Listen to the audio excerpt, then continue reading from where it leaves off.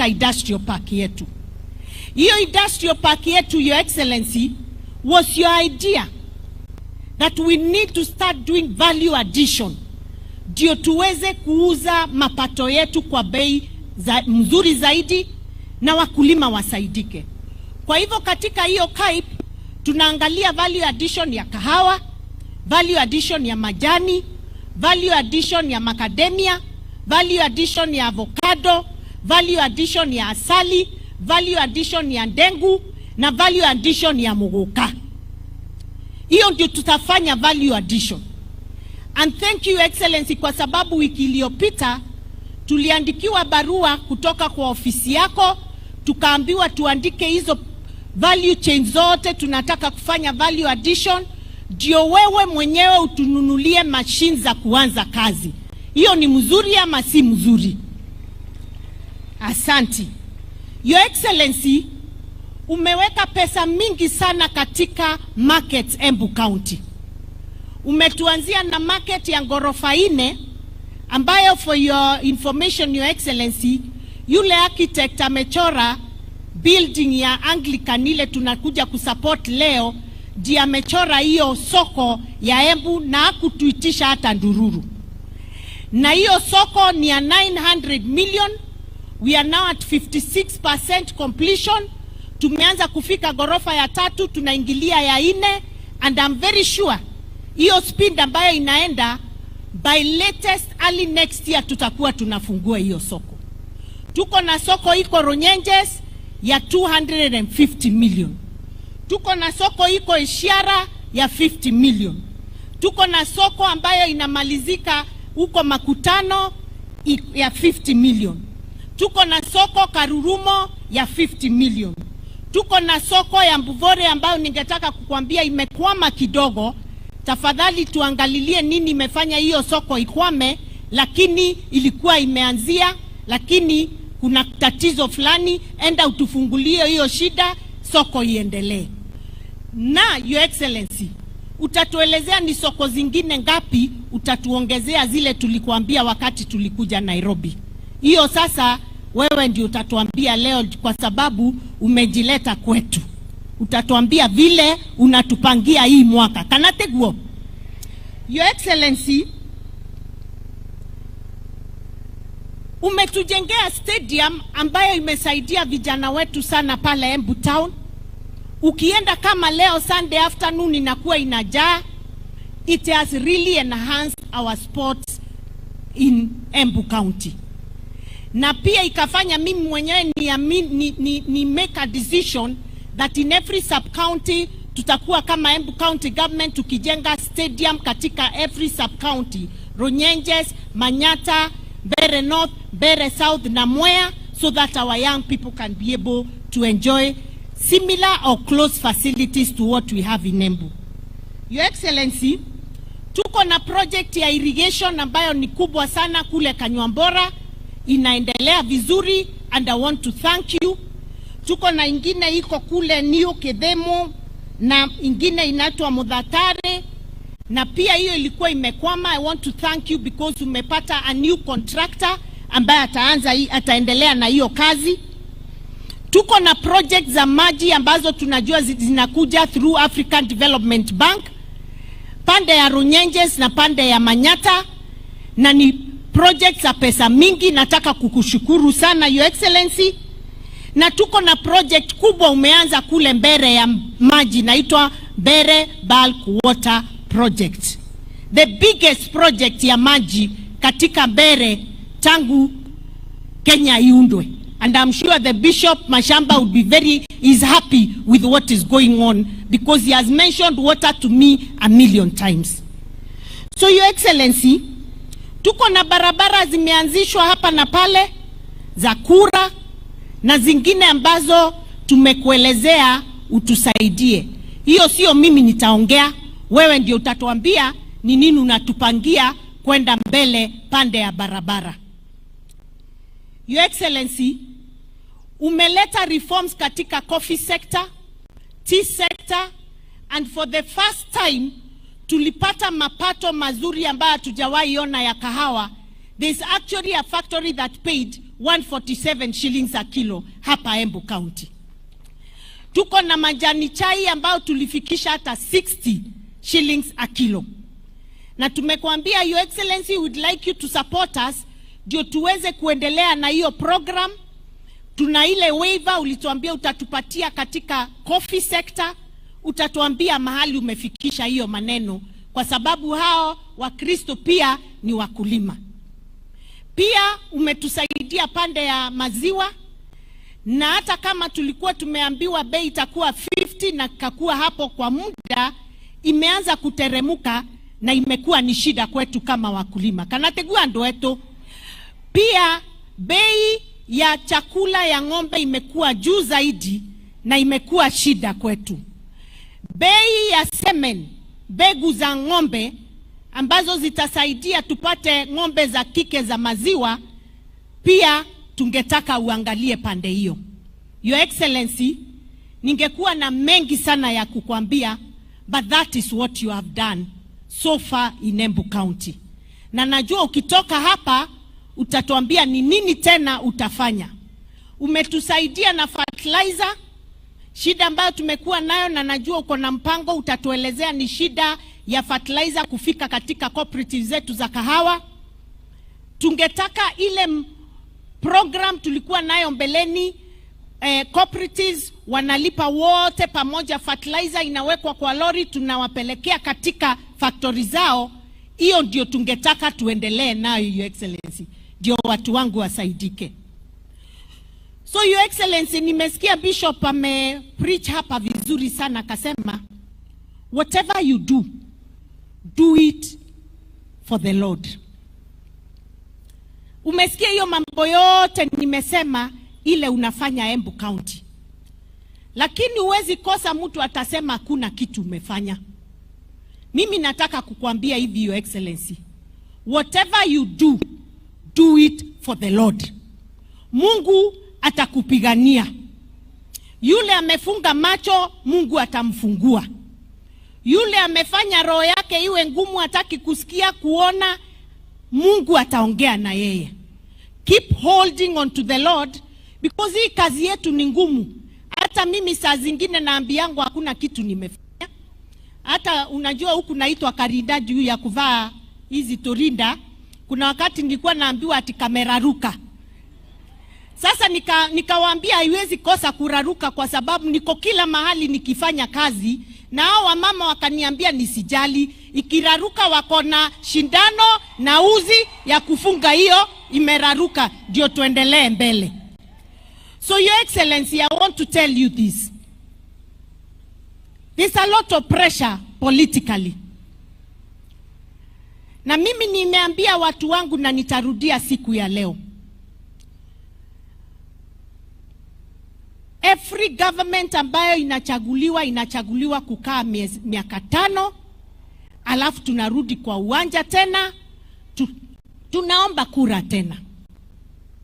Miaka iliyopita 5 tulipoteza juu wengi wetu viongozi wa Embu tulitoka kwa serikali. Tukapitwa na development, zikatupita kama tumeng'edhia. Na sasa Your Excellency, kuna watu wananiambia tena tufanye kosa hilo tena, ati tutoke kwa serikali, ati tuende tukapigane nje, tupoteze miaka ingine 5. Ando wakwa mwena mogu niguo murenda uma. Luna tuekanitha ria Ngai mbira itu uma. Niambieni tu kweli, munataka hii mambo tuendelee, tushikane na Mheshimiwa President, ama tuanze vita ambaye haitusaidii? Tuendelee na Mheshimiwa William Ruto? Munataka mimi nikae hapo ndave gotava maendeleo maembu? Sasa niwaulize, kwa sasa nikitaka lami, Mheshimiwa Karemba akitaka lami, Mheshimiwa Muriuki akitaka lami, Daboen Mondigito naga, tutapata kwa nani? Baba yetu ni nani? Na sasa juu mimi ni mama yenu, nimwite maita mengi, uria waige gotire kwanyu kwenekeo. Sasa baba yetu na mimi sijapiga makelele nikasema natoka. Sijasema baba yetu atusikizi. Sijasema baba yetu alitufungia mlango tukalala nje tukanyeshewa. Mimi nikienda kwake ananiambia unataka nini Karinda? Tiki. Gani ingine? Tiki. Gani ingine? Tiki. Gani ingine? Tiki. Lumuke naambia nyume ndieko. Mnataka nitoke, hizo vitu zote zitatoka wapi? Sasa niulize, mtatushikilia njameni? Nimogotonyiterera? Mnataka tukae hapo na tusibaduke? Sisi wote tukae hapo? Monia ina njala, wacha tu nione kwa mikono. Mweyavata ndo wakwa na mwendo mundhima. Mweyavata na wapenda. Asanti sana. Sana zaidi. Kwa sababu leo nimeona watu wa Embu wameamua wako kwa serikali wapate ile watapata. Tutaongea hiyo mambo ingine 2027. Mheshimiwa William Ruto anajua kujiongelesha. Hata sijui kama kuna mwanasiasa anajua kuongea kama yeye. Anaongea mpaka anatoa nini kwa inaitwa kutoa nini kwa Anaweza kutoa nyoka pangoni akiongea. Anajua kujitetea. Anajua kuongea. Na ako na mwelekeo. Atakuja. Lakini kwa sasa tufanye nini? Kazi iendelee? Kazi iendelee? Kazi iendelee? Hebu nione tena kwa mkono. So Your Excellency, come to Embu County without fear. Najua umewekwa, kuna watu wanajaribu kukuuzia uoga. Hata kuna wengine walikuwa wamesema ati hawezi fika hapa leo. Shetani ashindwe. Lakini yako wapi? Ameketi wapi? Anasaidia sisi wenyewe. Kwa hivyo ukuje hapa Embu County na ukuje tena na tena na tena na tena. Sisi tumeamua. Runie ninake nanga ya muradime. Nilikuwa nimeambiwa I take over the program. Mike, can you advise me? Ndio nisiharibu protocol nda kuivitiria wikina me. Ndio nisiharibu protocol nda kuivitiria wikina uma.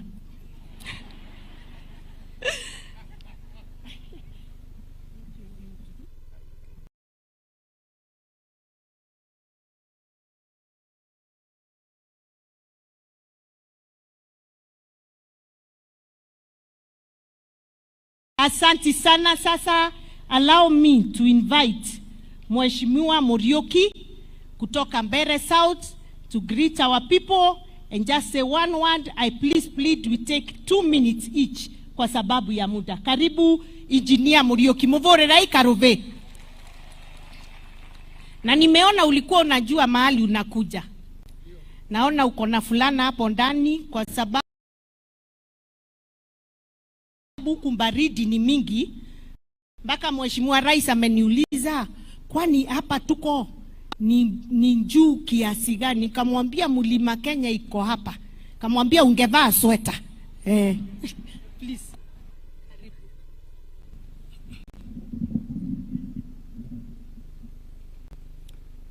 Your Excellency, the President, Dr. William Samoei Ruto, mawaziri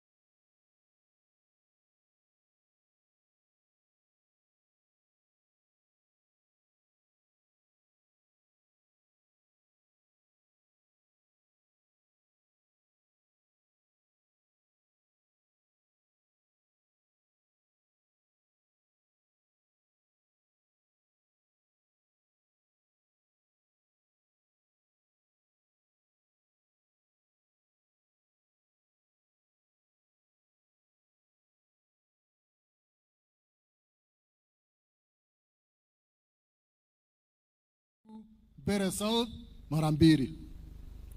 His Excellency the President akuji hapa kukunywa chai. Kanane atea au kagawera. Unajua wakati nilikuwa nimeketi pale nilikuwa nafikiria. Na wakati Yesu alikuwa anafanya kazi katika hii dunia. Hata wakati wa Sabato alikuwa anafanya kazi. Na watu wengine wanaanza kulalamika. Ati Yesu anafanya kazi siku ya Sabato. Na President pia anafanya kazi hata siku ya Sabato. Si sasa amekuja kazi. Unajua utasikia watu wakianza kulalamika. Tukitoka hapa wengine wataanza kulalamika. Mwe mukaralamika atenogire kuruta wera muthenya wa Jumapili. Your Excellency, mtindo yako ni ile Yesu alikuwa anafanya. Everywhere he went, he used to do good. Na pia wewe pali unaenda katika hii Kenya na sana sana hapa Embu, you always come to do good. Ukija kwangu Mbeere South unakuja kufanya kazi. Your Excellency the Governor amesema utakuja kusema ile mambo unatufanyia kwa sababu tulikuwa nawe just on Friday. I don't want to preempt, but we are very happy in Mbeere South. Vile umetushikilia sana na ya maji lazima niseme kwa sababu hata Governor alisema. Umetushikilia kwa mradi ya maji na tumefurahi na tunasema hakuna mwingine ataweka historia katika Mbeere South isipokuwa ni wewe, His Excellency the President. Watu wa Mbeere wako hapa wengine. Watu wa Embu saidia watu wa Mbeere kupiga makofi. Asante sana. Nataka kumalizia nikisema hivi Governor. Umesema hii institution ilikuwa imeenda chini. Na tukajua ilikuwa inaenda chini. Sisi watu wa Mbeere South sana my office, we sponsored students specifically to this place. Na tukasema hata wale wanafunzi walikuwa wanaenda kusomea nje wakitaka kusomea Kegari tutawapea bursary. And we sponsored students, tukatoa students kutoka other institutions wakakuja hapa, and even right now as I stand here I have got about 150 students I'm sponsoring in Kegari. We have to make our institutions stand. Sisi tutaendelea kuleta wanafunzi hapa Kegari, na mimi namshukuru mwalimu mkuu wa hapa kwa sababu hata admissions huwa anafanyia CDF Kiretire. Alitupea hiyo nafasi, wale wamequalify wanakuja hapa tunawafanyia admissions, tunawasponsor na wanakuja kusomea hapa. Your Excellency, wacha nitoe shukrani tena sana kwako kwa kukunja Embu County. Na njua ulituahidi August unakuja, na mimi nakualika Mbeere South ukuje tuendelee na kazi. Asante sana na Bwana akubariki. Na huko Mbeere South tunasema 2027 ni express. Huko hakuna kupingwa. Tumekubali wewe ndiye rais wetu. 2027 hakuna mtu ataongea sauti nyingine, ni kusema ni Ruto 10 bila kupingwa. Asante sana. Thank you. Asante sana Mheshimiwa. May I call upon Mheshimiwa Mushangi Karemba MP Runyenjes akuja aongee na wananchi. Karibu mweshi.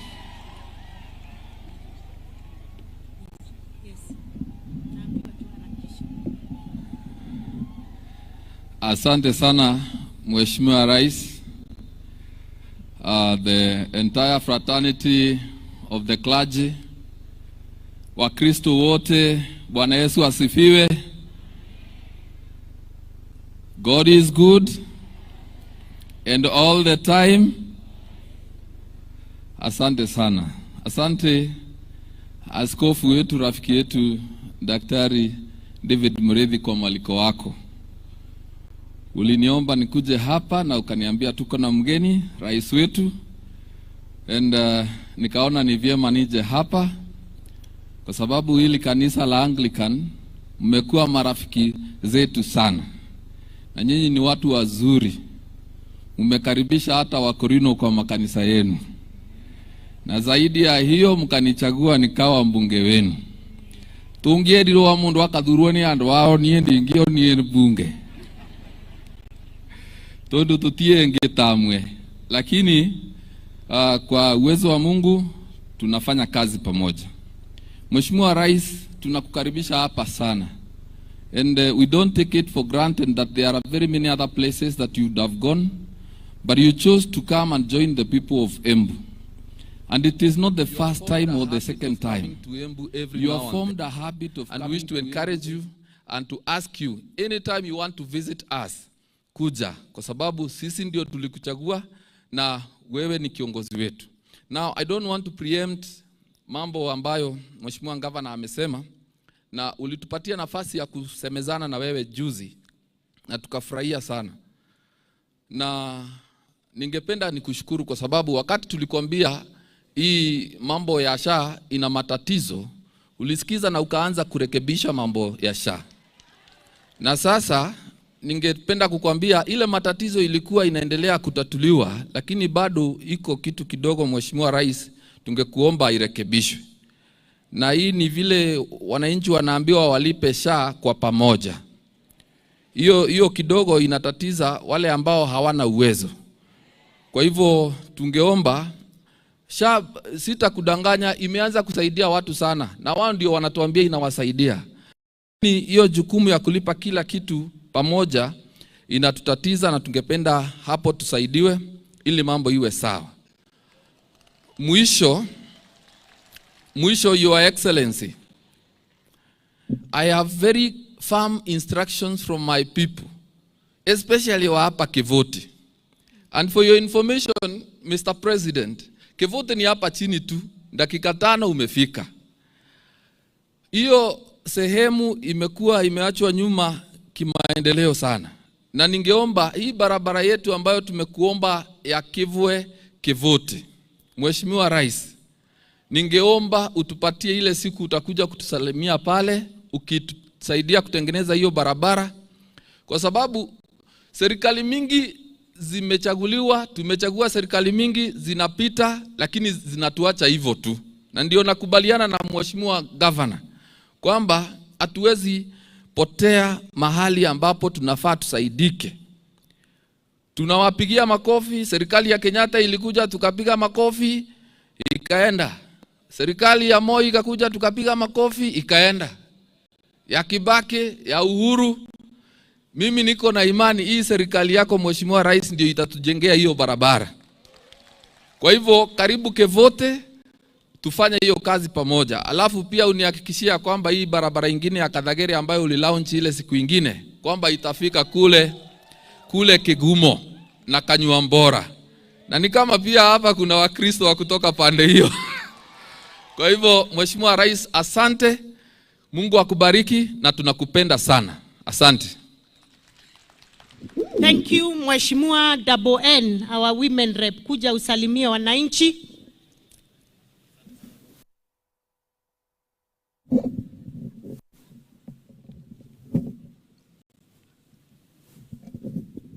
Thank you, Your Excellency, the President of the Republic of Kenya, President William Samoei Ruto. I want to also recognize all the cabinet secretaries present, the PSs, our governor who is here, and all the political class. Na ndoa mbona mukethia murega. Bwana asifiwe. Tukethania ile era, God is good and all the time. Thank you, Your Excellency. Yangu yatakuwa machache kwa sababu ya muda, lakini pia tunakukaribisha hapa Embu County. Usikie huko nyumbani vile umetembea hapa mara 6, hata mara 7 na 8 na 9 na 10, usichoke kuja hapa Embu County. Sisi tunapenda wewe na tunapenda wageni. Ya pili, Your Excellency, kulingana na mhubiri wetu leo amesema mambo ya Nehemiah na Tobias na Sanballat. Nao watu ambao tumeambiwa ya kwamba they had a combined effort ya kuona ya kwamba the walls of Jerusalem sizijengwe. Your Excellency, hao walikuwa watu ambao ni wakufanya mtu akate roho na pia akufe moyo. Kwa hivyo ningekuomba Your Excellency, ujipatie shughuli tu, close your ears, close your eyes, endelea na kazi. 2027 hao watu wa Embu ndio wataamua na wataangalia mtihani moja kwa moja, watajua mahali watakuweka. Si ndio watu wa Embu? Githeti mwe mukarora kigeranio na mundu akarivwa we musara na kuringana na wira wake na gute muti mucoku ukoragwo na matunda macoku. Every tree is known by its fruit. Kwa hivyo Your Excellency, usikate moyo, usive moyo. These people ni wangwana, watajua vile watafanya pale kwa debe, kwa sababu ile kazi utaendelea kuwafanyia hakika hawatakusahau. Ya pili tena, Mheshimiwa Rais, nataka kukushukuru kwa kwamba ile Friday tulikuja kwako, nilikulilia vile nilikulilia 2024 last year, na umekubali kunisaidia kujenga rescue center in Embu County, na ukaniambia nikuone baada ya wiki 2 unipange. Kwa hivyo Mheshimiwa Rais, asanti sana kwa hayo. Ya mwisho, tuko katika Kigari Teachers College, na vile governor amesema nitasema kitu tofauti. Mahali tumekaa hapa, Your Excellency, tunajua uko na mpango by end of December this year utakuwa umeajiri 25,000 teachers. Katika kikao hiki Kigari Teachers College wako na shortage ya 40 teachers. Kwa hivyo ukikubali, tafadhali ukipatia wengine usisahau Kigari Teachers College wanahitaji 40 teachers waweze kuendelea na vizuri.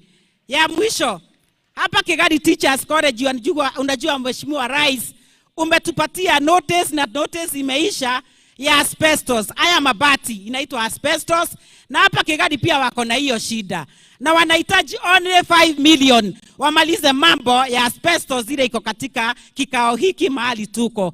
Kwa hivyo Mheshimiwa Rais, tunajua mkono wako uko na kitu, mkono wako uko na mali, mfuko wako uko na pesa. Tafadhali fanya jambo tuweze umewasort, na tutasema asanti sana na Mungu akubariki.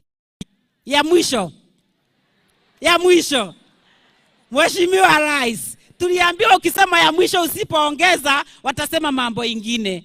Mheshimiwa Rais, hawa mama unawaona hapa, wengine wametoka Ronyenjes, wengine wametoka Manyata, na najua uko na mpango mzuri unaweza wapanga, si ati wa leo. Tusaidie kupitia viongozi hawa uweze kuwawezesha na kitu inaitwa economic empowerment, tuweze kuwapatia moyo waweze kujimudu katika biashara zao. Mungu awabariki na watendee mema. Asante sana. Thank you. Thank you very much, Daboen. Asante sana.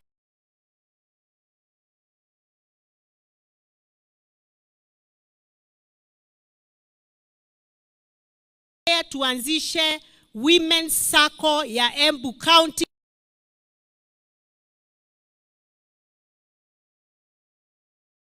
Economic empowerment zikifanywa kila constituency.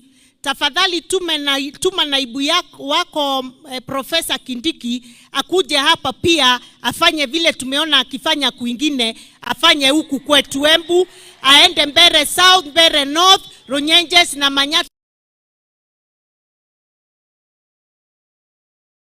Asante. Thank you very much, Daboen. Sasa nitaita seneta wetu Tuonaga akuja atusalimie. Na Your Excellency, siku hizi Tuonaga amekuwa mkali sana kule, anatutetea vilivyo, au magawa blue.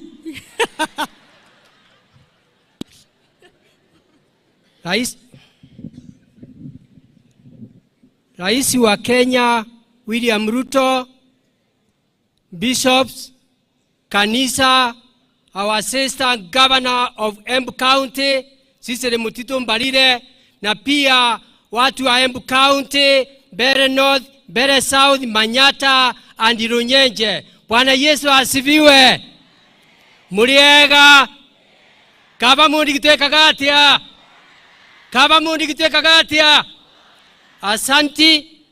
Mimi niko na furaha sana, kwa sababu Biblia inasema ni baraka kuu kwa familia moja ikiwa imekaa pamoja na amani. Kwa sababu mnajua Embu County miaka 10 tumeteseka, lakini wakati watu wa makanisa waliguswa na Mungu wa Ibrahimu, wa Isaka, wa Yakobo, wakanipatia kura nikawa senator wa Embu County. Na mimi nataka niwahakikishie watu wa Embu County, nitawasha legacy. Mimi sitapiganisha watu wa Embu County. Huyu Ndanda, gavana wa Embu County, nitamshikilia na MP 4 na pia na women rep na MCA 30 na Kavamo Ndigito.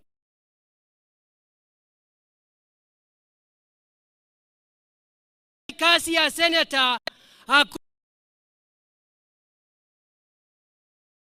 wakati lakini kama kuna mtu muhimu ni senator wote, na senator ikiwa na governor inaendelea vizuri. Na investors mkuje muweze kuinvest Embu County, kwa sababu miaka inayokuja tunataka Embu County iwe city. Rais wetu tunajua miaka imebakia, utaenda miaka 10. Ule Mungu wa Ibrahimu, wa Isaka, kwa Yakobo atakupatia. Tunakuomba economy ya Embu County iendelee vizuri, usituache kwa sababu tunakupenda. Tunataka tuwe na city kama Eldoret na kama kaunti zile nyingine kama Omambe, utuwe kwa mstari wa kwanza. Kwa hivyo ng'ang'ana, pesa ya county ni kidogo, angalia vile mtafanya kazi na governor ndio tuweze kupandirisha. Kitu ya pili, utupatie uwanja wa ndege. Unaona hawa watu wote wangependa ile uwanja iko pale, ni ya security. Tunakuomba rais wa Kenya, kama kaunti zingine hasina masamba ni mawe, lakini unakuta umepeana uwanja wa ndege, enda pale uambie waziri wa transport Embu County mpaka iwe na uwanja, kwa sababu hii ni region ilikuwa inaitwa Eastern Province, na pia Mount Kenya iko hapa. Kwa hivyo hiyo tuangalilie. Ya pili,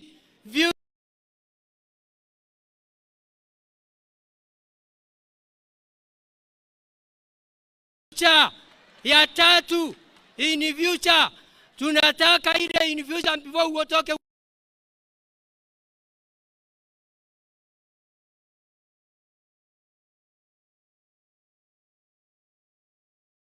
hiyo ingine kwenda upande ule. Unajua ile ya kitendawili ile ingine, unajua ndio kari inaendelea vizuri, lakini kutoka Makutano kwenda Embu kwenda Tharaka Nithi kwenda Meru kilomita 150. Tunakuomba kwa sababu unaenda kuangalia watu wa kusaidia kukopesa wewe pesa. Miaka itakayokuja ng'ang'ana hiyo ndio courage uweze kutuangalilia. Ya mwisho,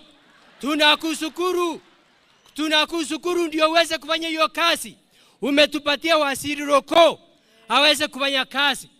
Hiyo ingine deputy president ambaye yeye ni mtu wako ambaye anatembea Kenya yote.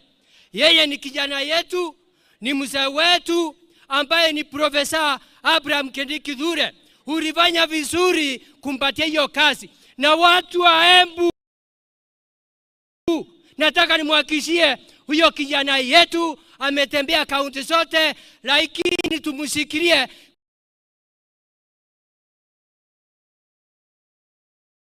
Tunaendelea mbali, na siku moja Mungu akifanya kazi, mkisikia William Ruto, huyo kijana yetu ataenda mbali. Asante, mbarikiwe. Kavamo Ndigito Kagatia. Kavamo Ndigito Kagatia. Nemokonyirita sisere mukono juu. Na ke rais wa Kenya nemokongwaterera. Moni aina njana rais. Mbarikiwe sana.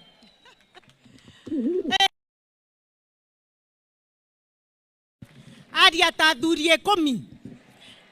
Asanti sana. Sasa Your Excellency, utaniwia radhi nilikosa kidogo. I think I got very excited uko hapa mpaka nikapoteza network ya protocol.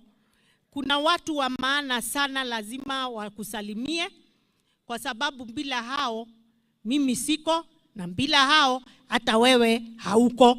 Ni MCAs wetu, na nitaanza na kuita the area MCA. Dakika moja tu Muombo, najua unaweza ongea sana, but because this is your area na huyu jamaa na kupigania sana Your Excellency, nataka tu aseme jambo moja alafu aketi, then I'll call upon the speaker ambaye ataongea on behalf of the assembly and introduce the MCAs present. Thanks so much, Governor. His Excellency, the President of the Republic of Kenya and Commanding Chief Forces, Dr. William Samoei Ruto, Excellency the Governor, protocol observed. Nando wakwa, muriaro, muriaga ringi. Undu wa mbere ni nakena uguo mwakenerera President yai guku. Kithe mutiakena muno. President, tunakupenda hapa Embu. Na President ulinituma. Wakati nilikuwa State House, ulinituma kwa ile barabara ya kutoka pale Kairore inaenda hivi, inaenda Bagwa Siege. Ukaniangalilie. Rais, nilikuangalilia na watu wakaniambia, Rais, hapa kwa hii ward ni katikati, that's 15% of the ward. So the more you go, the cooler it becomes. So Rais, watu wameniomba, kwanza wameshukuru wewe na wameniambia wewe ni 2 term. Halafu wakaniambia nikwambie Rais, wanataka uwekee sasa maram, unipeleka kwa kera, unitume, ukimaliza hiyo tamak, upeleka hapo kwa shrine, watakuwa wanakuombea Rais. Lakini Rais, ukiwatuwekea tu maram, 20 million will be enough kwa maram mama 30. Hiyo tu Rais. Ingine Rais, tunataka kukuomba, umesikia Mheshimiwa Karemba amesema utuwekee rami Kivote. Mheshimiwa Rais, huwezi fika Kivote bila kufika Manyata Market. Na hiyo from Kivote to Manyata Market, where is the biggest market, His Excellency, is only 3 kilometers. As you tama Kivote, Rais wetu, twaomba ututemekie tu Manyata na Mungu atakubariki, His Excellency. Ya mwisho Rais, neturakena netondo wa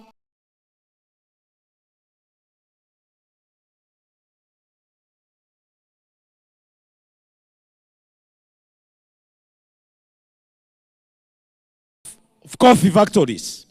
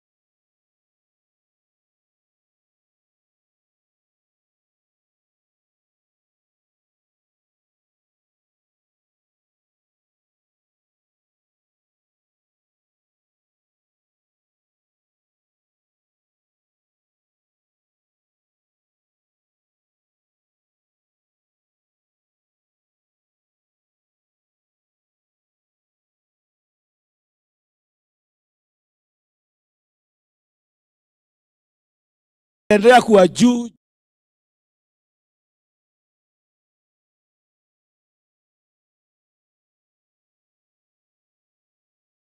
Governor, for giving you opportunity to talk. May God give you long life, Governor, na uchaguliwe tena kwa sababu kuona MCA ni mtu. Asanteni sana.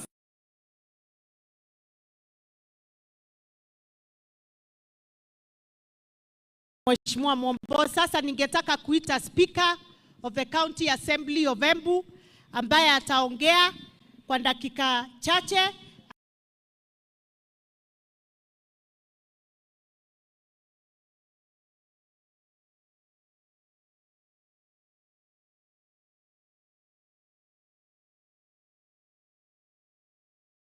See the President, sir.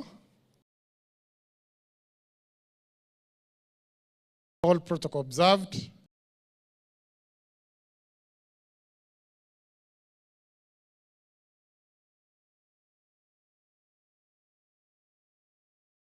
the clergy led by kanisa la Kianglikana ni kanisa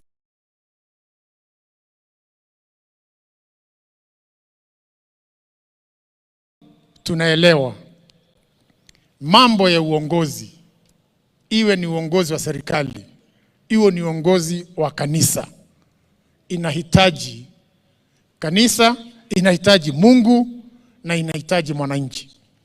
Siku ya leo, Your Excellency, mimi I will call for a deeper cooperation between the church and the state. Why? Kwa sababu Kenya yetu hii imekuwa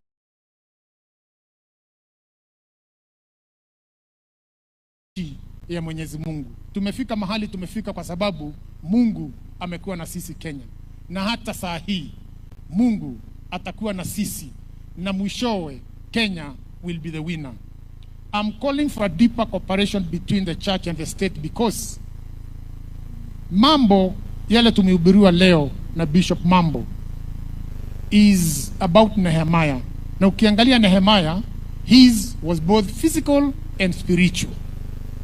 And what we are here today and what we are doing here today, kuja kusimama na the Diocese of Embu, kujenga hili jengo lao, it will be both physical and spiritual.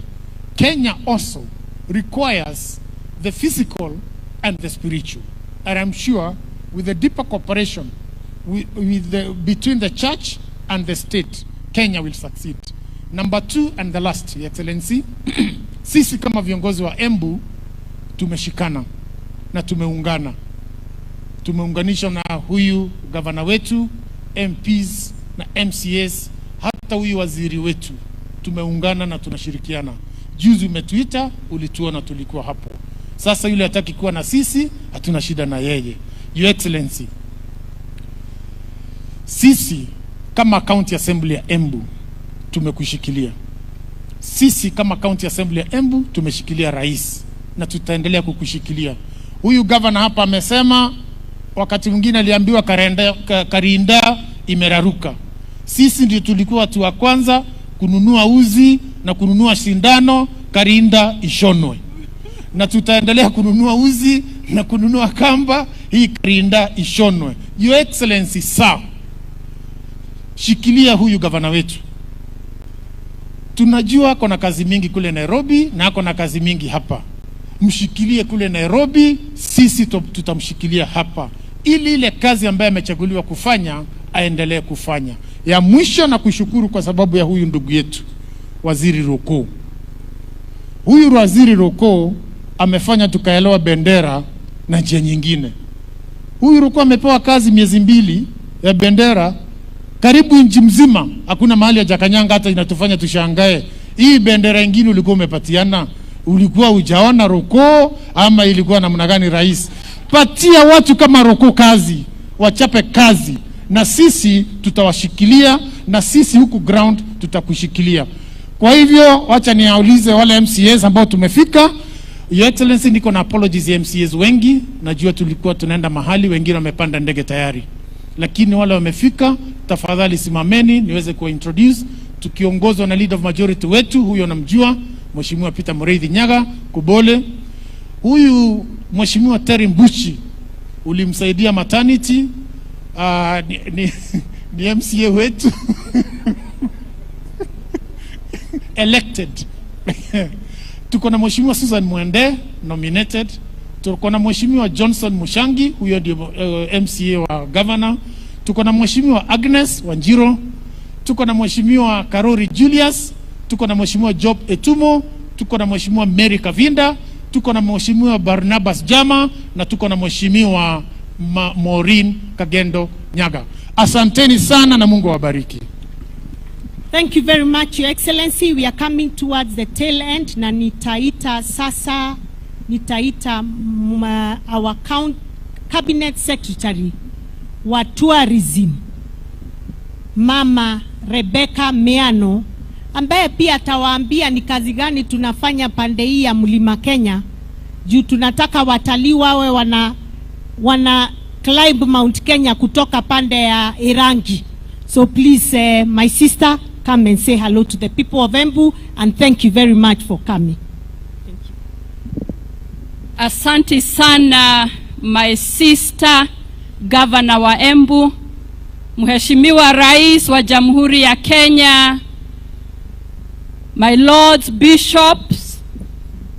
Leo tunashukuru Mwenyezi Mungu sana kwa sababu tunasherehekea miaka 35 ya ACK Diocese of Embu.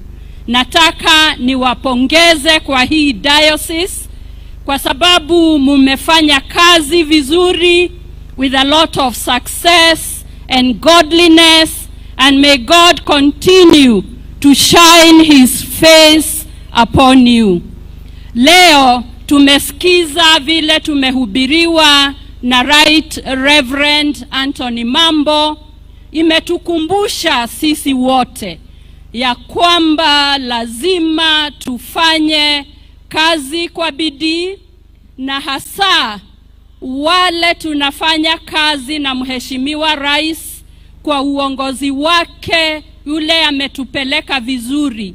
Leo ikuwe siku ya kujikumbusha ya kwamba tutie nguvu maradufu, tufanye kazi ili ile vision akonayo na manifesto yake itimike kabisa. Mheshimiwa Rais, kwa niaba ya wale tunafanya kazi kwa karibu kukusaidia, your foot soldiers, we want to assure you and promise you that we shall work with dedication, we shall focus until all the work that you're doing is completed. Pia kwa sababu mimi ni waziri wa utalii, ningetaka kusema hii kaunti ya Embu imebarikiwa sana na mambo mengi ya kuvutia watalii. Ukiangalia Mount Kenya iko karibu, tunafanya kazi na governor kufungua njia mpya, a new route kupitia Irangi, ndio watu wale wanaenda kupanda mlima Kenya wapitie hiyo route ya Irangi. Na pia kwa Mwea National Reserve tunafanya kazi pamoja ili tuweze kukuza Mwea National Reserve, tulete watalii. Na Mheshimiwa Rais, mwaka uliopita tulikuwa na ndovu wengi sana hapa Mwea National Reserve, ambayo inapaswa kuwa na ndovu 50, lakini walikuwa wengi sana, wamepitisha 150. Tukachukua ndovu 59 tukapeleka kule Aberdare ili iwache kusumbua wananchi, na tunafurahi kwa sababu umetueleza kwa makini kabisa, tukifanya kazi yetu lazima tuhakikishe mwananchi na jamii tumewaweka kipaumbele ili maendeleo yaweze kuja. Hii kaunti ya Embu tunajua pia ndio inazalisha umeme kabisa katika nchi hii. Ukitoka Masinga, hiyo ingine yote, Kamburu, Gitaro, Kindaruma, Kiambere iko hapa Embu, na tunataka watu wa Embu waweze kujivunia ya kwamba wanakuza hii nchi yetu. Na tutatumia hiyo pia kuvutia watalii. Tuchanganyishe umeme, biashara, uhifadhi wa wanyama.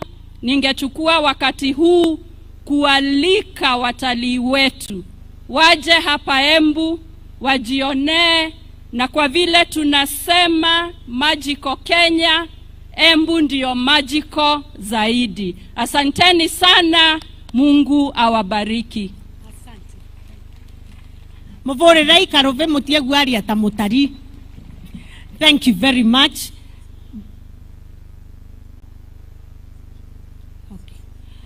Your Excellency, before I call on the last speaker who will then welcome you, allow me to introduce the chairman and directors of parastatals ambao wako hapa siku ya leo kutoka national government, tafadhali simameni.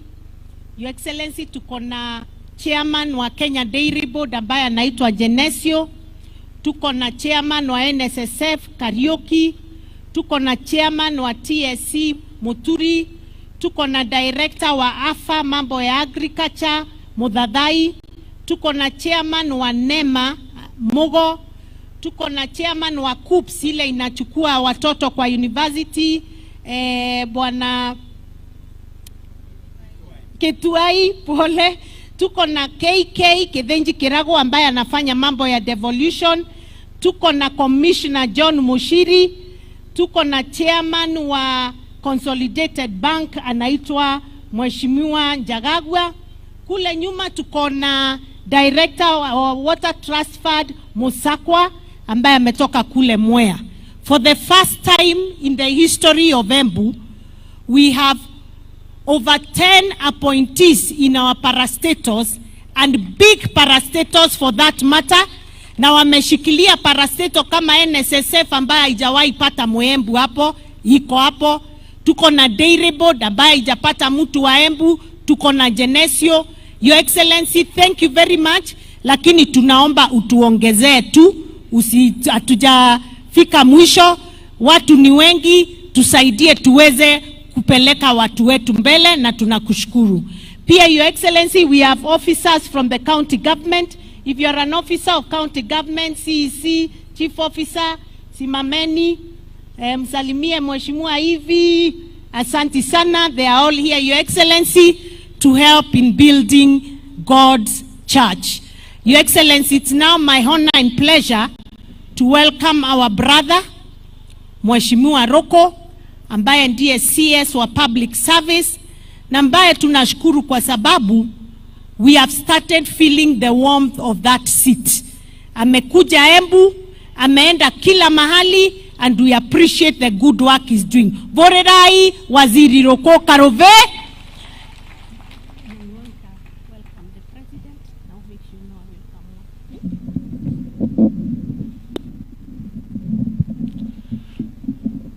Asante sana. Your Excellency, the President of the Republic of Kenya, my Lord Bishops, the members of Parliament who are here, and all the government officials, the Cabinet Secretary, the Principal Secretaries, the Chairman of different parastatus. Bwana Yesu asifiwe. Tukumie Yesu Kristo. Bwana Yesu asifiwe na nguvu. Asante sana. Your Excellency the President, I want to start by thanking you kwa njia kubwa kwa ile nafasi ambao umenipea mimi to be a cabinet secretary in your cabinet. Nashukuru sana, and I want to assure you, Mr. President, that nitatia PD, nitaweka PD, I will not let you down, and also I will not let down the people of Embu County. Nitahakikisha kwamba tunafanyia wa Kenya watapaka baribari wa dini zote kazi kwa bidii. Juu hiyo ndio Mungu ametufanya kwa sasa, kwa hii muda tuwafanyie wa Kenya kazi. Vile vile, you are Mr. President, I know the Bishop ametoa a very moving service ambao preach vizuri sana, and he has said that the church is like the body. And I know, Mr. President, kutoka ukue kijana mdogo, you have been part and parcel, you have played a very great role in the church, and you are still continuing to play a very critical role in the body of the Church of Kenya. Sisi zote tutahakikisha kwamba tunakushikilia kwa vyovyote vile. Mr. President, I know umenipatia kazi ya public service, human capital development, and special program in the Republic of Kenya. And I want to call upon all the public servants in the Republic of Kenya that Article 10 of our Constitution and Article 232 of our Constitution, which talks about the values and the principles of public service. Tomorrow, Monday, is not a public holiday.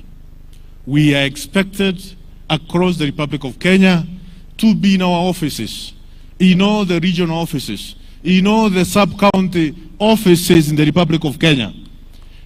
In Nairobi, we are expected to report to work as per the human resource policies and procedures manual of public service 2016 tells us. Ofisi ni saa 2. Kufunga ni 5 p.m. Pale Mombasa kufungua ni 7:30. Kwenda ranch pale Mombasa ni 12:30. Pale Garissa Northeastern kufungua ofisi ni 7:30. Kufunga kwenda ranch ni 12:30. That is what the human resource policies and procedures manual for public service 2016 calls us, all of us, the public servants of the Republic of Kenya. Kwa hivyo wale ambao wanasema ya kwamba ati kesho is a public holiday, we are expected to be in our offices at the required time according to the policies put in place. Na mimi kama waziri wa public service, mnajua ya kwamba I'm doing spot checks. Aunjui nitaamkia wapi kesho. Na nikifika nikute hakuna watu, then there will be letters of show cause as why you are not reporting to your workstation as the required time. It is extremely important we do what is required to serve the people of the Republic of Kenya with dedication, because we are called to exactly do that. Your Excellency, naendelea kusema ni asanti. Yesterday, pale Mbeere North, we had a very good occasion where your Deputy President supported us very much. Na tunaendelea kuhakikisha kwamba in Embu County and other corners of the Republic of Kenya that what you are doing through your government is being appreciated, inaonekana na tunakushikilia. I want to recognize the presence of 2 principal secretaries who are with us here. Madam Moria, the principal secretary for TFET, makofi yake. Vile, I want to recognize the presence of the principal secretary for public health, Madam Mary Jason, makofi yake. Hawa ni watoto wetu wa hapa Embu, moja ni kutoka pale Kirinyaga, na pia akona maneno, akona relationship hapa. So hao wote ni wetu Kirinyaga, Embu, Meru, Tharaka Nithi ni watu moja, si ndio hiyo? With those remarks now, nataka jameni si sote tusimame. And it's my great honor and humble duty to invite the President of the Republic of Kenya. Na makofi mingi. 1, 2, 3. Funga. Fungua. Karibu Mr. President.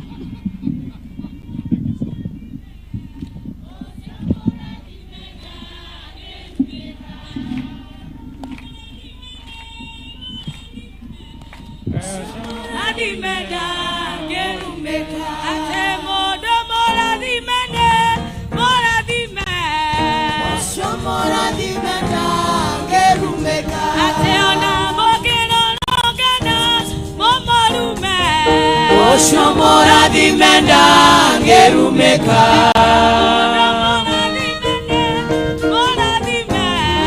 Oshomora dimenda gerumeka.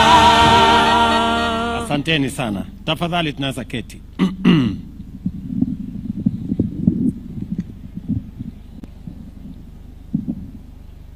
Baba Askofu wetu wa jimbo la hapa Embu, Daktari David Murithi, rafiki yangu. Askofu wetu wa jimbo la Mbeere, Askofu Mashamba. Askofu kutoka kwetu Rift Valley, Askofu Mambo.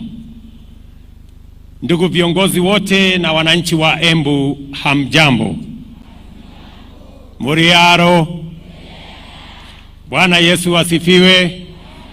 Hebu mnisalimie hewani hivyo. Bwana Yesu asifiwe.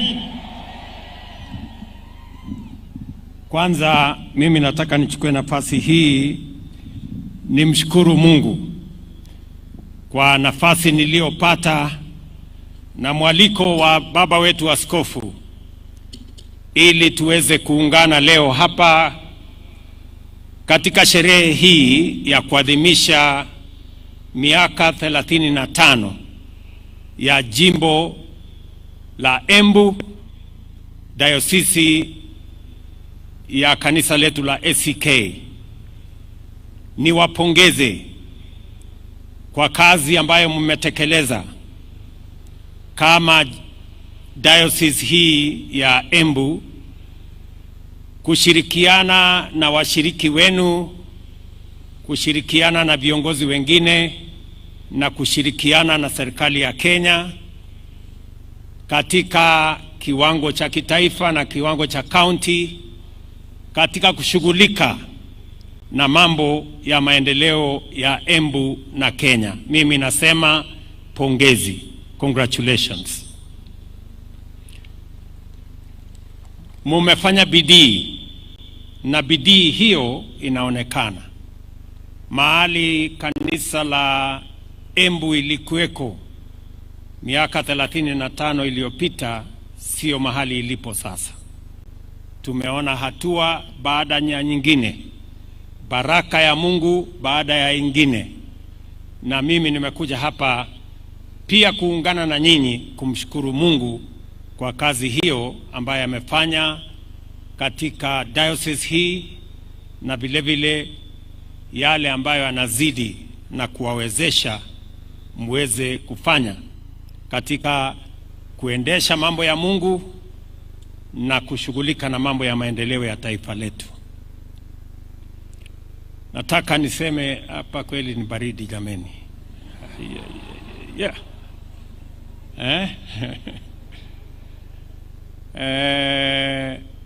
Kwa sababu sijui nilikuwa nimeona ningevaa sweta kweli. Lakini hata na hivyo mimi nimefurahi sana kwa sababu ya urafiki wenu na maombi yenu na ushirika wenu.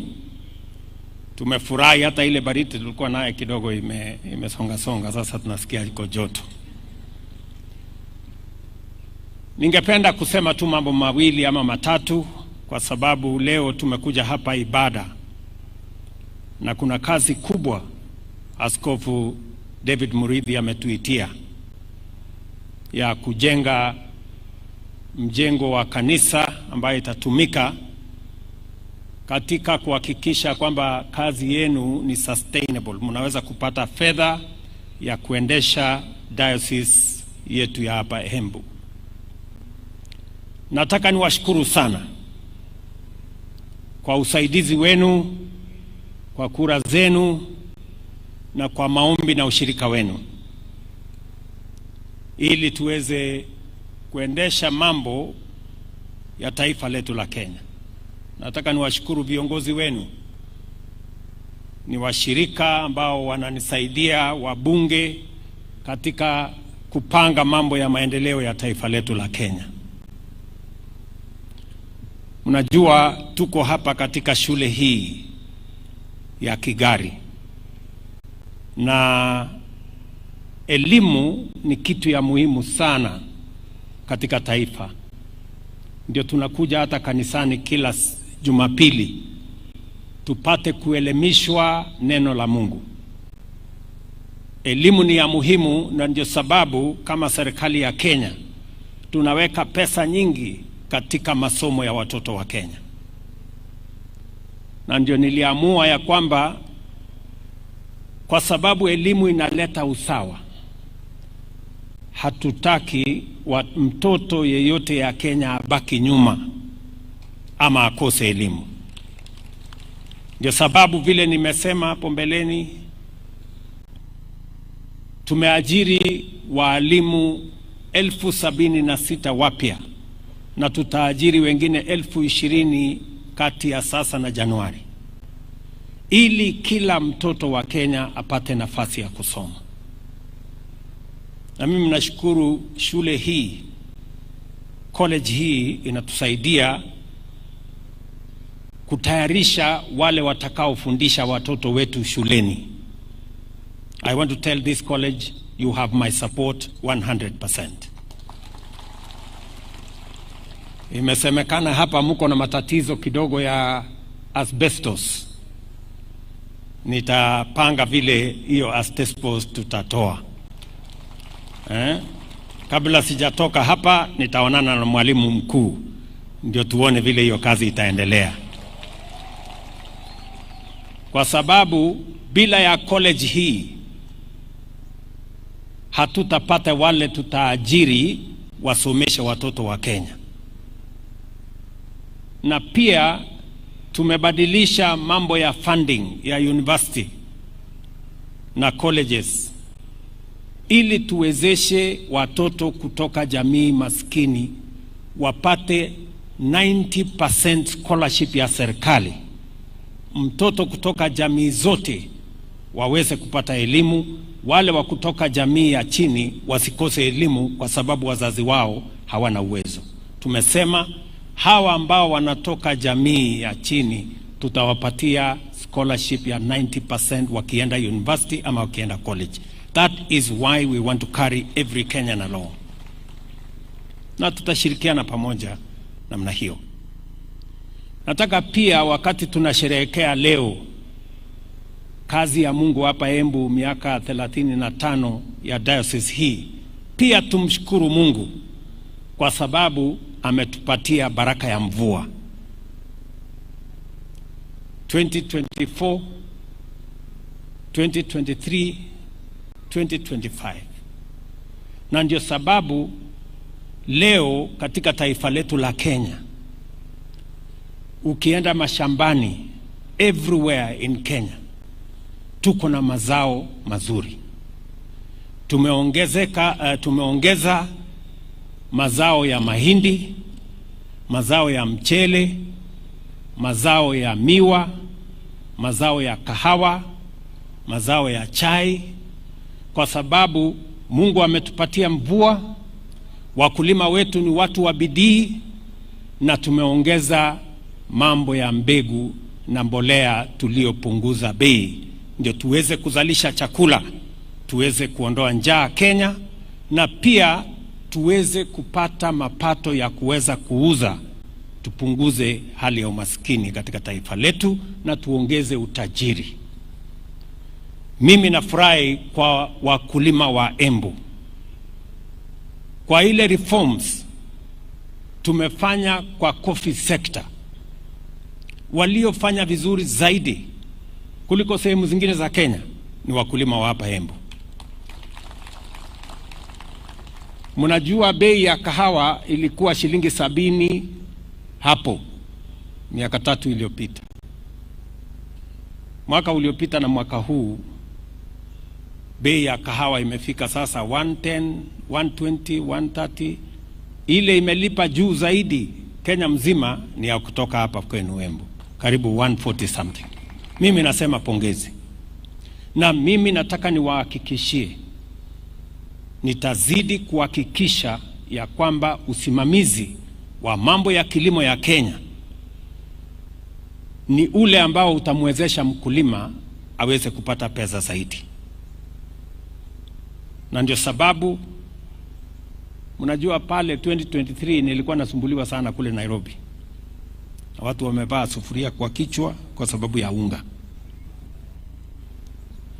Lakini baraka ya Mungu ya mvua, tukatoa mbolea ile ilikuwa 6,000 tukapunguza ikakuja 2,500, tukatoa mbegu mzuri.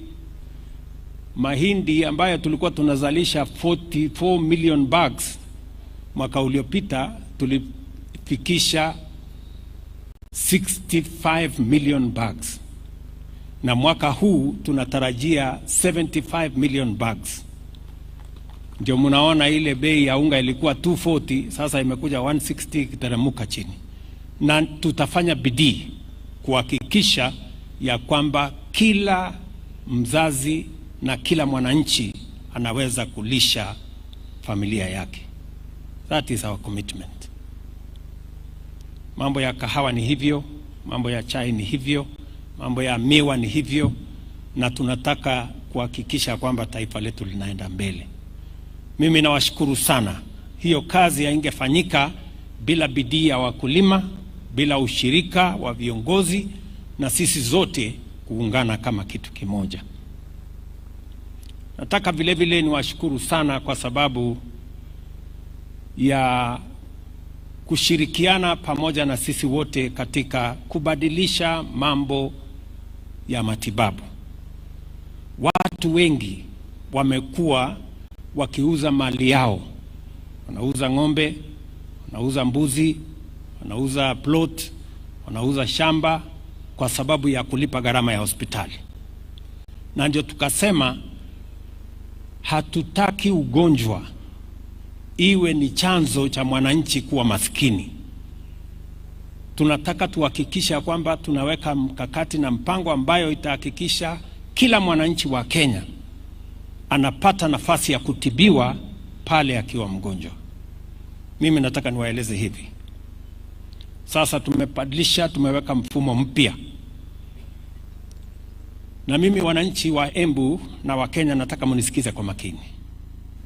Kila mmoja wetu anatakikana ajiandikishe. Ni kwa nini inatakikana ujiandikishe?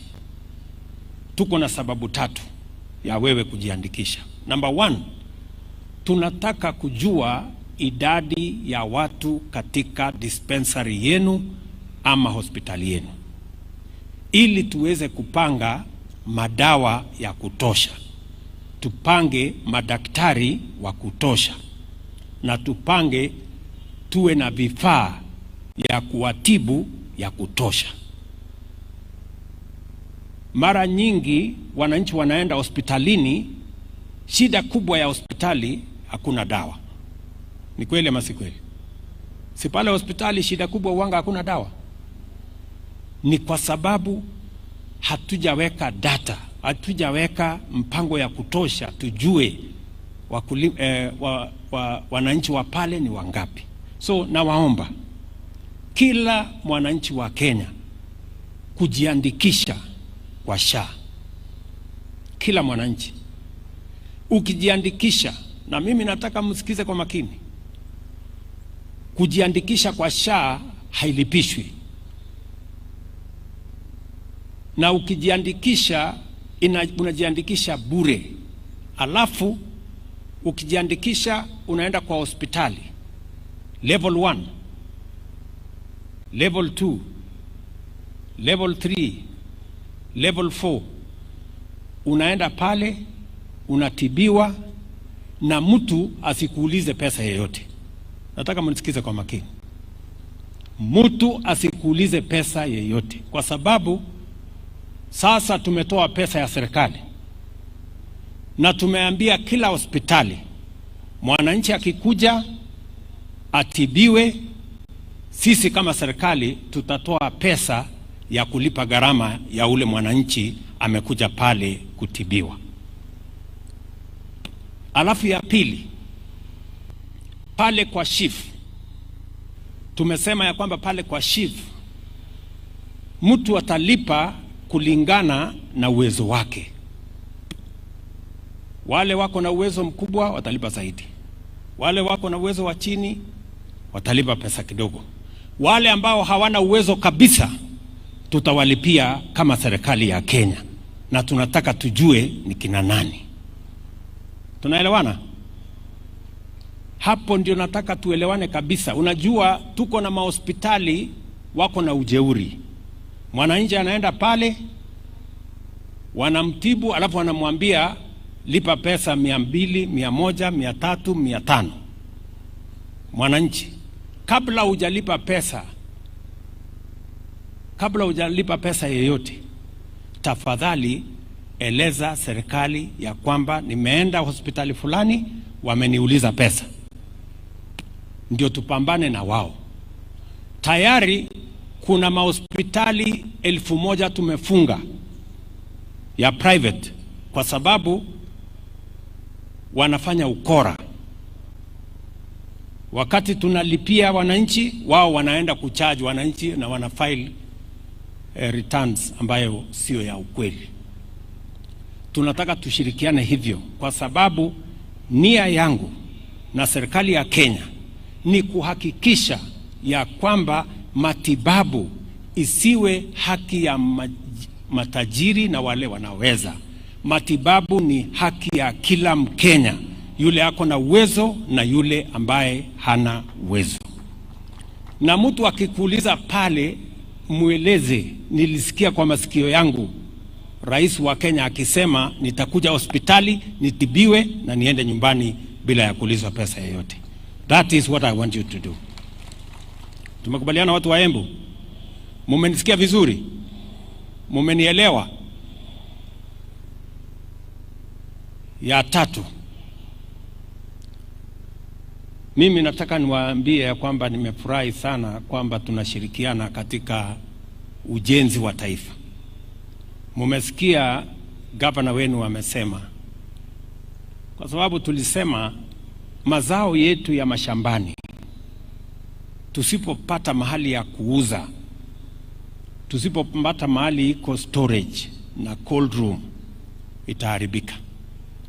Ndio sababu hapa Embu tunajenga soko 9 mpya, kuanzia ile ya town pale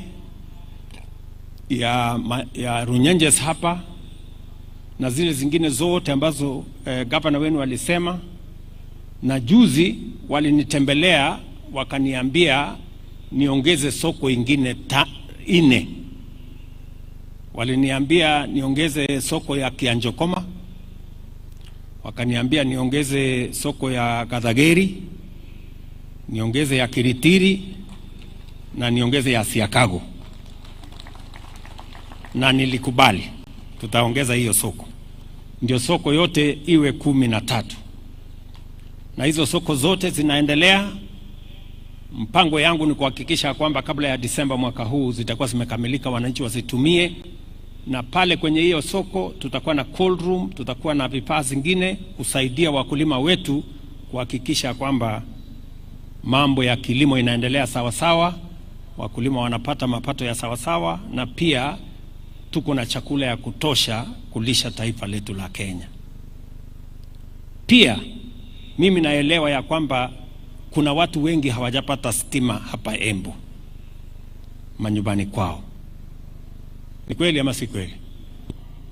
Kwa hivyo tumeweka mpango ya kwanza ya milioni 570 kuunganisha nyumba 6,500 kabla ya Disemba mwaka huu. Itakuwa hiyo program imekamilika, na hawa wabunge wenu wanajua, kila constituency wanajua pesa ngapi, na contractors tayari tumepata wa kufanya kazi hiyo.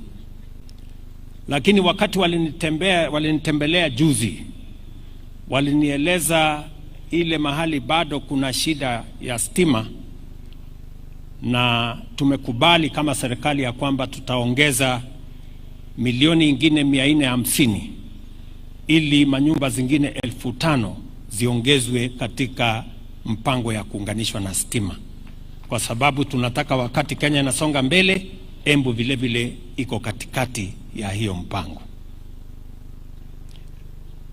Mimi vile vile nataka niwaeleze ya kwamba mpango yetu ya affordable housing, tulikuja hapa tukajenga stadium, tumejenga hiyo manyumba iko hapo Embu town, tuko na another 400 units ambayo inaendelea hapa Runyenjes, na tumekubaliana na hawa viongozi wenu ya kwamba tuongeze nyumba affordable housing Embu zingine 2,000, vijana wapate kazi, na pia tuanze kupunguza ile mashamba inakatwa, watu waweze kuishi kwa townships, ndio tuwe na shamba ya kutosha ya kuzalisha mazao yetu ya kilimo, tuweze kuuza, tuwe na chakula, ndio Kenya iweze kwenda mbele. Mimi nataka niwashukuru sana kwa hiyo kazi ambayo mmetupatia nafasi ya kufanya, tuko na maneno ya write off ya madeni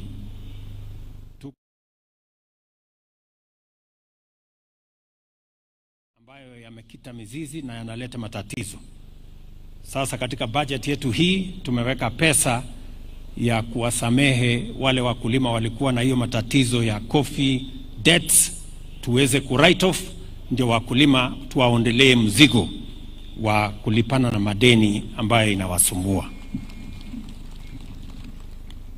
Mwisho, mumetuita kwa ajili ya, mnaita nini ile jengo ya kanisa pale? Naitwa? Oh, kabla sijafika hapo Bishop, wajaya kidogo. Hiyo jengo la kanisa pale, Bishop alituita mwaka uliopita. Tulikuja hapo, tukapangana na yeye, hata ingawaje sikufika, lakini nilimwambia nitakuja mwaka huu. Na si nimefika. Na hii jengo isipoisha, tena nitarudi mwaka ujao. Kama haitaisha. Ndio? Mpaka mimi niko na nyinyi bamba tu bamba mpaka tumalize. Nyinyi mko tayari tumalize hii mjengo ama mnataka? Mnajua tukichelewa sana Yesu anaweza kurudi kabla hatujamaliza.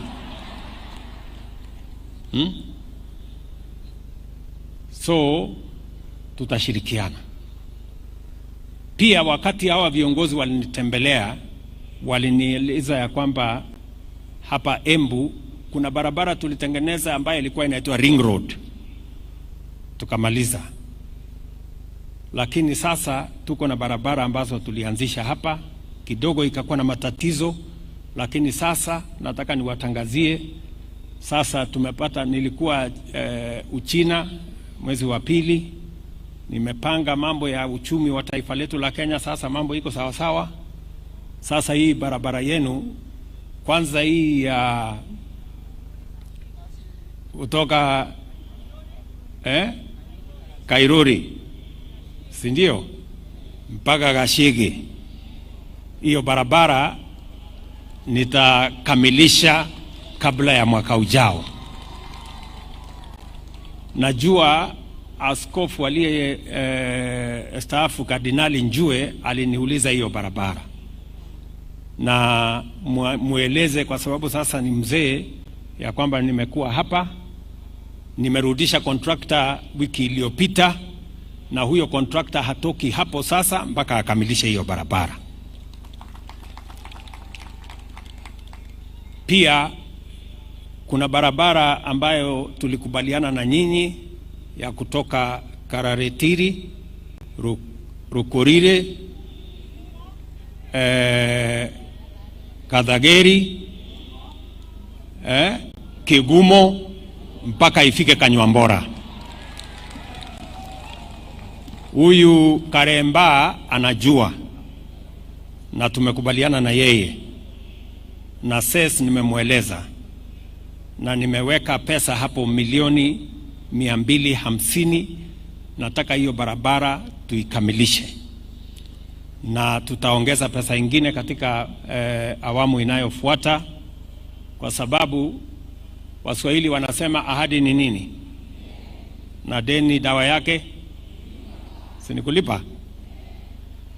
Alafu vile vile kuna barabara ambayo nilienda China na nikapata pesa ya kutoka Kanywambora kwenda Kamumu, itaenda mpaka Kashoka, iende mpaka Kashoriri. Hiyo barabara vile vile kilomita 45. Contractor ako hapo kwa anaendelea na hiyo barabara na atatengeneza mpaka ikamilike. Nyinyi mnanielewa? Kuna watu wa kutoka sehemu hiyo hapa. Mumesikia vile nimesema? Huyo contractor ako hapo anaendelea saa hizi, atoki hapo mpaka hiyo barabara ifike Kashoriri. Vile vile kuna hii barabara mumesema sana, hii ya kutoka Kevote kwenda Kivwe, halafu itoke hapo Kivwe iende wapi? Kidhimu, halafu Ena. Sasa hiyo barabara vile vile, sikizeni, Hiyo barabara mimi nakuja mwezi ujao. Mwezi ujao. Na mimi nitakuja mwezi ujao na contractor ya kuja kutengeneza hiyo barabara. Na hapo ndio mimi nitafanya mtihani na nyinyi. Si ndio? Si mnataka nimalize hiyo barabara ya kutoka Kevote kwenda Kebwe, Kidemo, Ena. Si ndio? Bas, mimi nitafanya mtihani na nyinyi hapo. Alafu katika kutengeneza hiyo barabara, kuna zingine barabara tumekubaliana na hawa viongozi. Tuko na barabara nyingi tumekubaliana. Karibu barabara 6 mpya. Kuna barabara ya kutoka kule PI kwenda Karaba kwenda Mashanga. Hiyo barabara vile vile tumekubaliana. Kuna barabara ya kutoka Kiritiri kwenda Mtuovare tumekubaliana. Kuna barabara zile zingine zote niko ina ingine kwanza Rukuu huyu ananisumbua kila siku. Ananiambia kuna barabara inatoka Kaguyare sijui ina. Si ndio? Hiyo pia tumekubaliana. Sawa sawa. Deni mimi niko na nyinyi, deni yangu na nyinyi watu wa Embu imebaki ni barabara. Na hiyo deni mimi nitalipa. Si ndio? Ama mnataka nifanye namna gani? Si mliniambia nipange mambo ya kilimo? Kilimo nimepanga, wakulima wa chai wanalipwa pesa mzuri, wakulima wa kahawa wanalipwa pesa mzuri, wakulima wa mahindi wanalipwa pesa mzuri, wakulima wa miwa wanalipwa pesa mzuri. Si namna hiyo? Mliniambia macadamia vile vile mnataka ipangwe vizuri. Na avocado vile vile ipangwe vizuri. Si namna hiyo? Mkaniambia ya kwamba nipange maneno ya muguka. Asalala.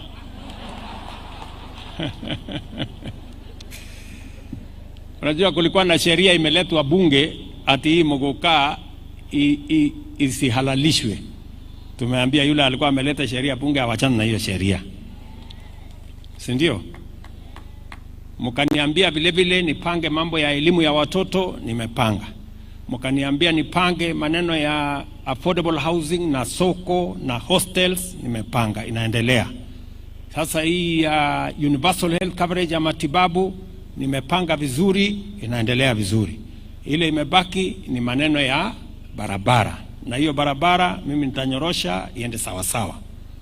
Alafu tukishamalizana na hiyo kazi yote, basi si nyinyi mnajua kuna mtihani itafanyika siku nyingine? Si nyinyi ndio mtasahihisha? Mtasema kazi gani nimefanya kwa kilimo, kazi gani nimefanya kwa matibabu, watoto wamesoma ama hawajasoma, walimu nimewaalika ama nimewaajiri ama sijawaajiri, barabara zenu, tutafanya mtihani, Kenya iende mbele. Ama namna gani? Si namna hiyo? Mtihani ya kazi, ya kufanya kazi ya wananchi, mimi kuanguka ni ngumu sana. Very difficult. Ni kazi ngumu. Lakini mimi nataka tushirikiane vile vile.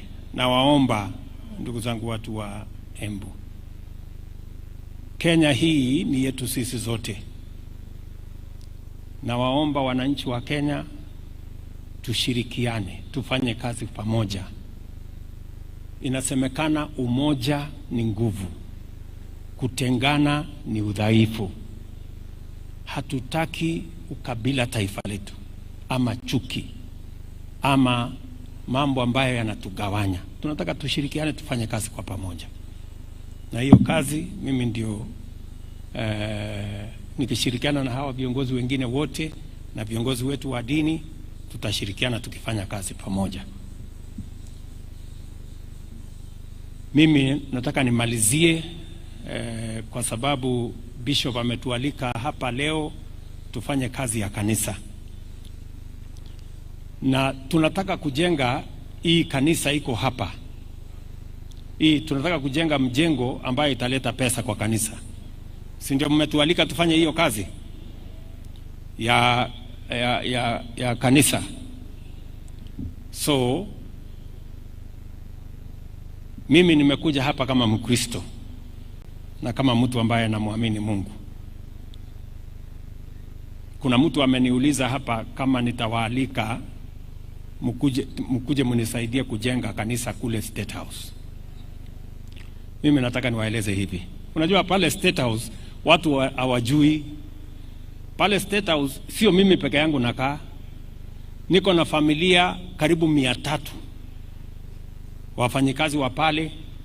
Tuko na familia za maaskari wa pale.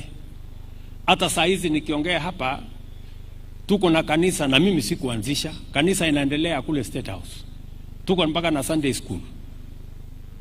Shida moja tu, ile kanisa iko pale State House ni ya mabati. Sasa niwaulize nyinyi watu wa Embu. Nyinyi mmenialika hapa tukuje tujenge kanisa ya mabati? Sasa mimi niwasaidie tujenge kanisa hapa nzuri. Alafu mnataka kanisa ya State House ibaki ya mabati? Surely. Yani sijui hata vina changa watu wananiuliza nini. Mimi sijakuja kuanzisha kanisa State House, nimekuta kanisa ikiendelea. Nimekuja pale nikakuta State House ni nyumba ilijengwa miaka 120 iliyopita. Ile mbao ilikuwa imewekwa siku hiyo imeoza hapo State House. Paa inatoka maji. Nikasema wacha nirekebishe. Sasa ile mimi narekebisha, mnataka nirekebishe State House. Mimi niishi mahali mzuri. Alafu kanisa ya Mungu ibaki ya mabati. Hagai Bishop. Hagai 1 mstari wa 4. Mungu anauliza, nyinyi munaishi kwa manyumba mazuri hata imewekwa mbao mzuri, alafu nyumba ya Mungu imeharibika.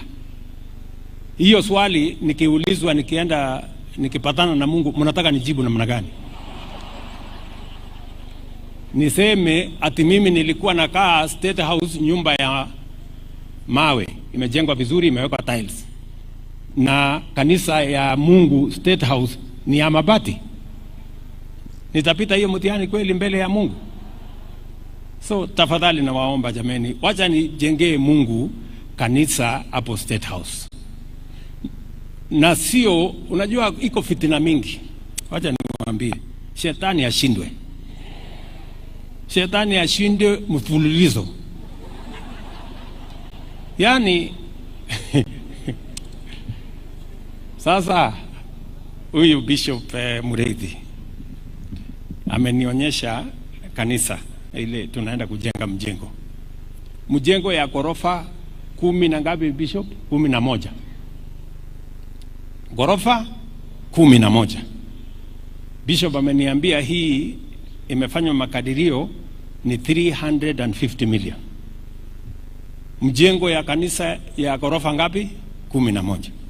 Sasa niwaulize, kanisa ya kutosha watu 300 inaweza kufika shilingi bilioni?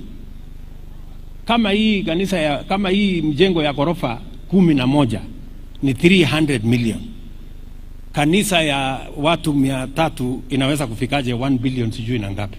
Tafadhali jameni, wacheni porojo, wacheni propaganda, wacheni chuki. Mnachukia kanisa ya Mungu kwa sababu gani? Ile kanisa tunajenga pale, sijui hao watu wametoa wapi mabilioni. Kanisa tunajenga pale ni ya kutoshana na wale watoto wetu tuko nao pale, familia 300, tuko na Sunday school pale. Na mimi sijaanzisha, nimekuta kanisa iko hapo.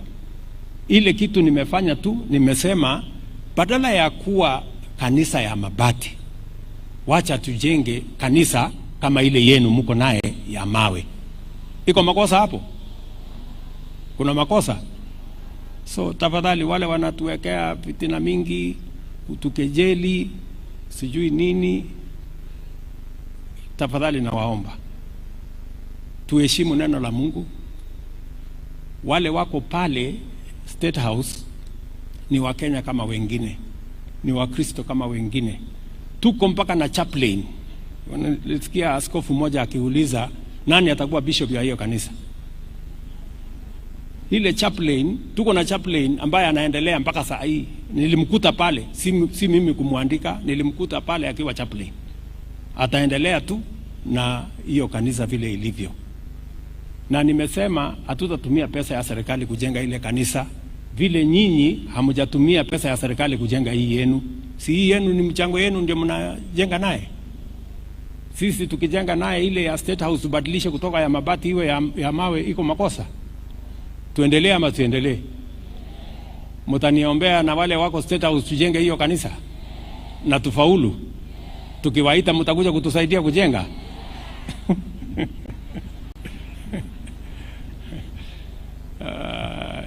Anyway, kuna mambo katika Kenya hii, lakini Mungu atatusaidia. Sawa sawa. So wacha nimalizie hapo, niseme nimefurahi sana kufika hapa Embu. Vile nimesema nitarudi hapa mwezi ujao kwa mambo ya barabara zenu na kazi ile ingine yote ambayo tuko nayo ya kupeleka taifa letu la Kenya mbele. Mimi nataka niombe viongozi wa dini na viongozi wa Kristo na wale wengine wote tushirikiane na tuombee taifa letu ili pepo mbaya ambayo inasababisha furugu, mali kuharibika, michafuko, fujo, hiyo pepo ishindwe katika taifa letu la Kenya. We want a peaceful nation. Tunataka taifa yenye iko na amani. Ndio tufanye maendeleo, tubadilishe taifa letu la Kenya. Asanteni sana kwa kunikaribisha hapa Embu. Nitarudi tena katika shughuli ya maendeleo ya sehemu hii. Mimi nawatakia heri, nawatakia baraka. Mwathani amurathime muno kabisa. Mungu Mungu awabariki sana jameni, na nawapenda sana. Sasa sijui Bishop tutaendesha hii maneno namna gani. Wewe ndio utatusaidia kutupatia maelezo ama maelekezo. Na mimi najua vijana wa hapa Embu nasikia walikuwa wamesema kuna mambo ya michezo, sijui football na mambo ingine.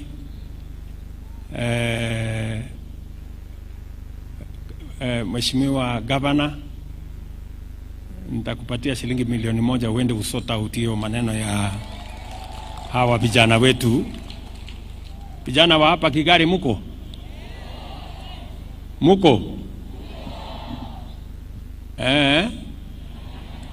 Wakati mimi napanga kuajiri walimu ni wapange pia. Lakini simutamaliza course kwanza jameni. Mnamaliza lini? Next year. Bas, niko na mpango ya mwisho wa next year pia, kwa sababu nataka nimalizie, kwa sababu niliahidi wa Kenya nitaajiri walimu 1116 in my term. Sasa nitafikisha 100 by January. So I still have another 16,000. Sasa hiyo 16,000 nyinyi mtakuwa ndani yake wakati nitapanga. Kwa hivyo karibu Bishop.